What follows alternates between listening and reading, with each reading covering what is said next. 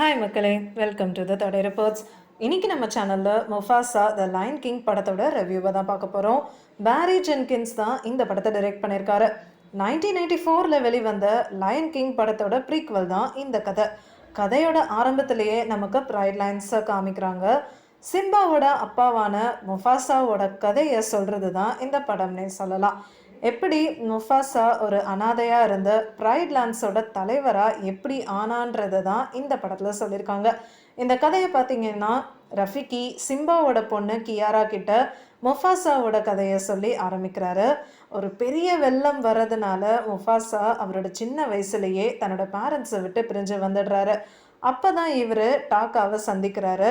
இந்த டாக்கா வேற யாரும் கிடையாது, லயன் கிங் படத்தோட வில்லனான ஸ்கார் தான். இவங்க ரெண்டு பேரும் ஒரு அண்ணன் தம்பி மாதிரி ரொம்பவே க்ளோஸாக பழகுறாங்க. ஆனால் காலம் போக போக எதிரியாக மாறிடுறாங்க. இவங்களோட ஆரம்ப கால வாழ்க்கை எப்படி இருந்தது, ஏன் இவங்களுக்குள்ள சண்டை வந்தது, எப்படி முஃபாசா ராஜா ஆனாருன்னு ரொம்ப இன்ட்ரெஸ்டிங்காக அந்த படத்தில் சொல்லியிருக்காங்கன்னு தான் சொல்லணும். டாக்காவோட அப்பாவான உபாசிக்கு முஃபாசாவை சுத்தமாக பிடிக்கவே பிடிக்காது. அவரை பொறுத்தவரையும் அனாதையாக இருக்கிற மிருகங்களை அவரோட இடத்துக்குள்ளே கூட்டிகிட்டு வரக்கூடாது. அதனால டாக்காவோட அம்மா ஈஷ் தான் இவரை வளர்க்குறாங்க.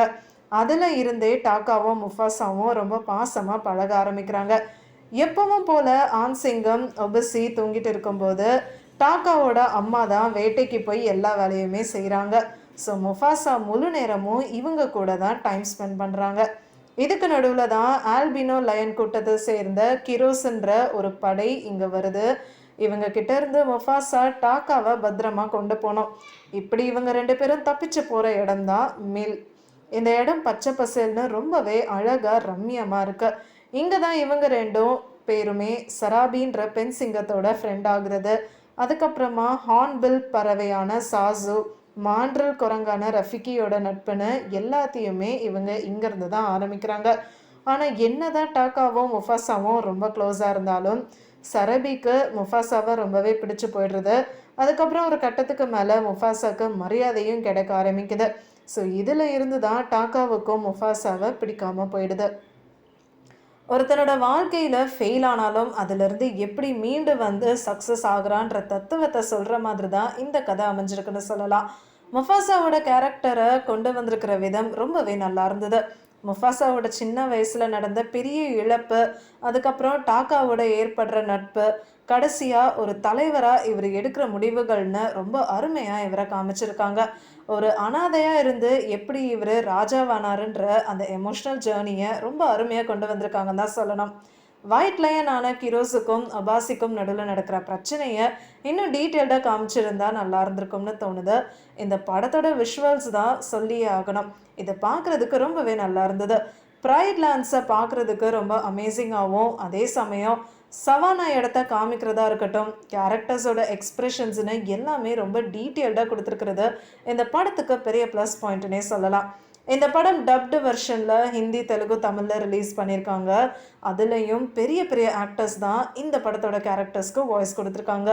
தெலுங்குல மகேஷ் பாபு தான் முஃபாசாக்கு பேசியிருக்காரு. அதுக்கப்புறமா பிரம்மானந்தமும் அலியும் தான் டிமோன் அண்ட் பும்பாக்கு வாய்ஸ் கொடுத்துருக்காங்க. சத்யதேவ் டாக்காவுக்கும், அதுக்கப்புறமா ஐயப்பா பி சர்மா கிரோஸுக்கும் வாய்ஸ் கொடுத்துருக்காங்க.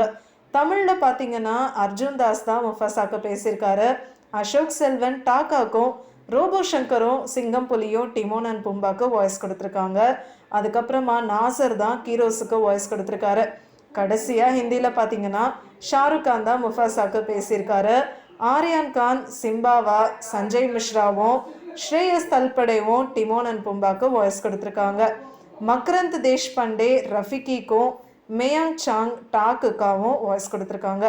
இந்த டப்டு வெர்ஷன் காஸ்ட்டு வேறு லெவல் தான் இருக்குன்னு தான் சொல்லணும். அந்த கேரக்டர்ஸோட எமோஷன்ஸை புரிஞ்சுக்கிட்டு எல்லாருமே செமையாக பேசியிருக்காங்க.